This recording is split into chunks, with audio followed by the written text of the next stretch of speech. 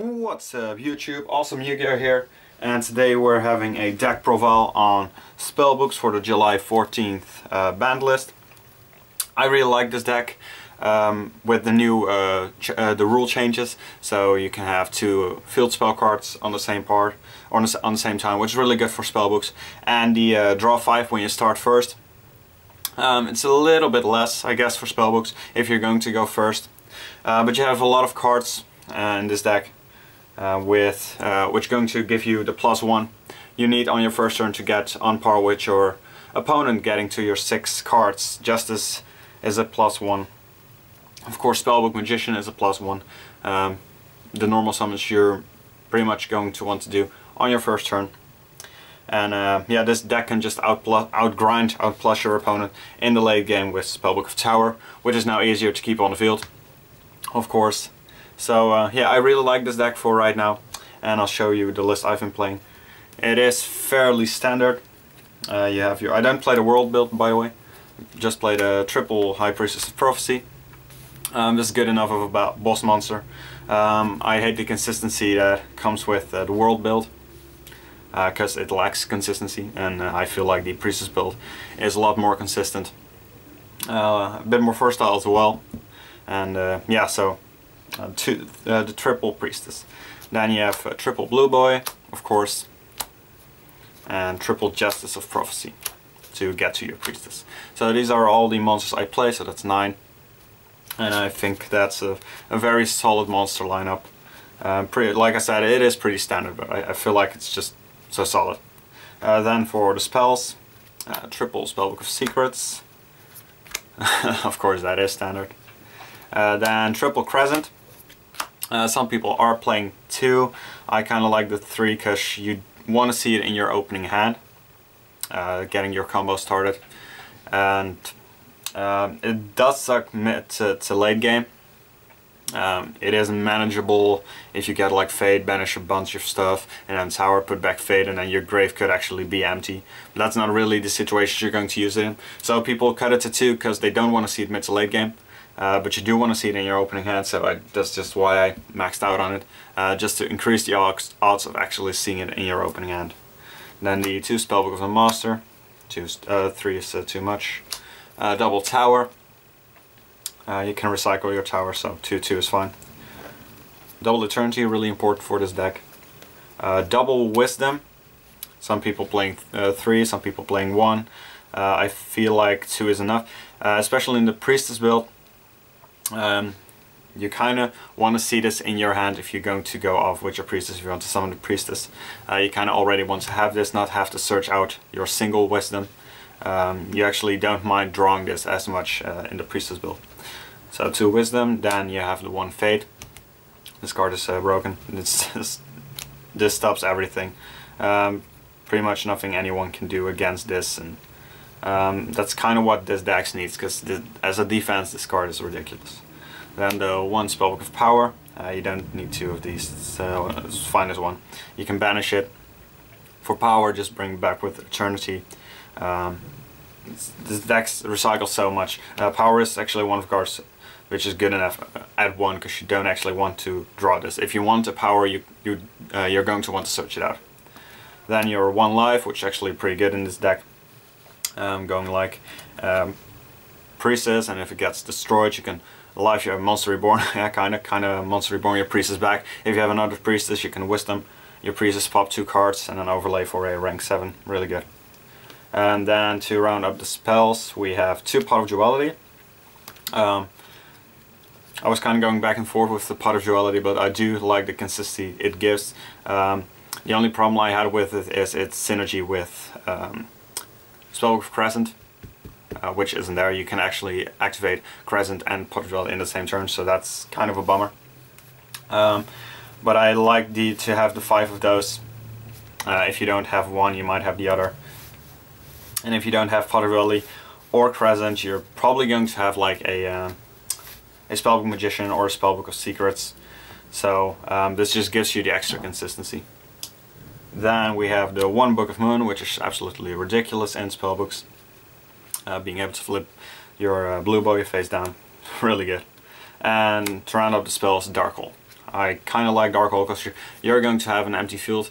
A lot of the times when summoning Justice and banishing Justice, you're going to stay with an empty field. Dark Hole is really good against the hands in a situation like that, or to any established boards for that matter. So that's it for the spells. For the traps, you have your 2 Mirror Force. Kind of the same reason as Dark Hole.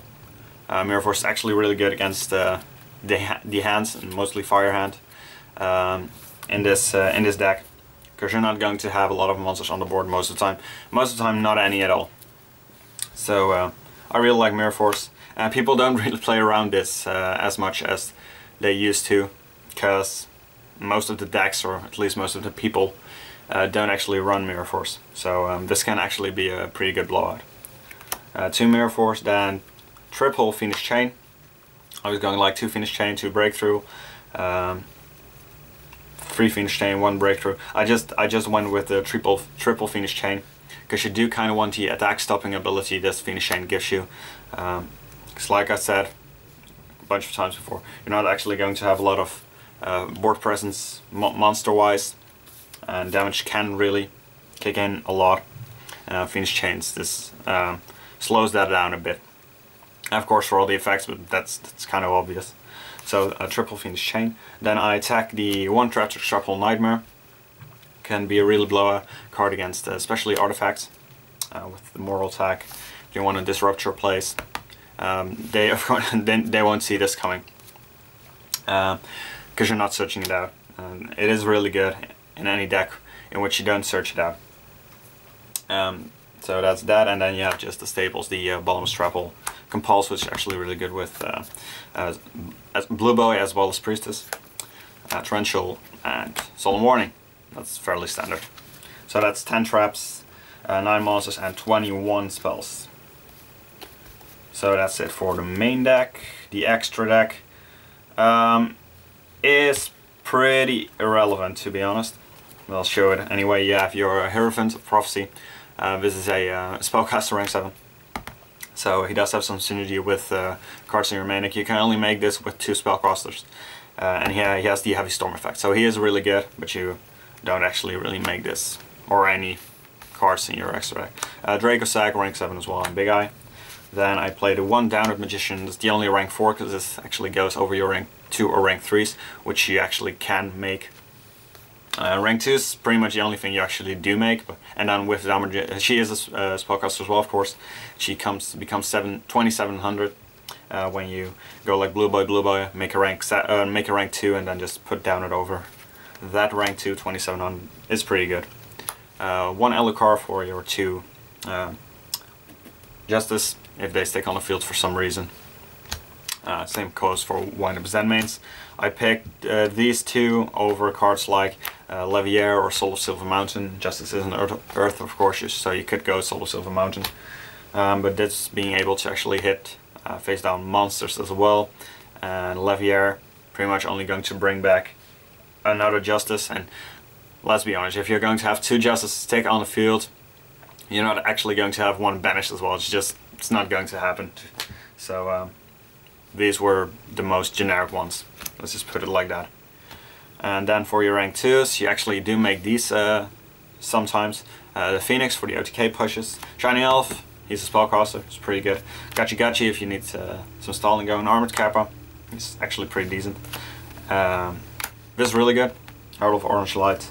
Ghost Succubus from Prime Origin, new Ghost XD. This is spellcaster as well. So that's really good. And like I said, all of these you can just make them. If you make like Orange Light, you can use this effect and then just main phase 2, put down a Magician on top of them to actually make your rank 2, so pretty good. And that's it for the XCs. Then we have 3 level 8 Synchros. This for the effect feeler eyesight, along with High Priestess, Stardust, Scrap Dragon, and Crimson Blader for like Lightsworn. Scrap Dragon because it's a pretty good card. You can go like Priestess, pop something, normal summon failure, Synchro, pop something, and Stardust because it shuts down artifacts. And then some tokens. For the sideboard, we have 2 Veeler and 2 Maxis. For the hand traps, then we have 1 Gaiku, spellcaster as well, and really good. He is actually pretty good against the mirror. Pretty much the only card you really side for the mirror, alongside MST. And good against Lightsworn and Dragon Rulers, kind of. And then you have Dimensional Fissure, Floodgate. The 2 MSTs, 3 isn't. I did side 3 in the beginning, but it actually isn't needed to. It's fine. I wasn't finding myself signing in 3 a lot. I was going to side in 2 most of the times, because you do have a lot of draw power. You're going to see your MSTs anyway. So 2 was fine. Then Double Needle Sealing is actually one of the better cards in this side deck. Really can be a really good blowout card. 2 Rivalry, to another Floodgate. Of course, all your cards are Spellcaster. 2 Debunks for pretty much everything, and another Floodgate. So that's it for the deck. In the comment section down below, let me know what you think of this deck. For right now, I really like it. I don't know how this deck is going to be playing out after Jewel's Advent is coming out with Shadows. So yeah, we're just going to have to see about that. Of course, Fate is really good against Midrash. And you don't really special summon a lot, so this could actually be a pretty good meta call in that format. So yeah, but we're just going to have to see about that. That's it for now, and I'll be on vacation really soon, so I might not have any other videos after this for 2 weeks. But yeah, we'll see about that. Maybe I'll upload something else still, but I don't actually think so. So for now, I'll see you guys in probably 2 weeks. Bye!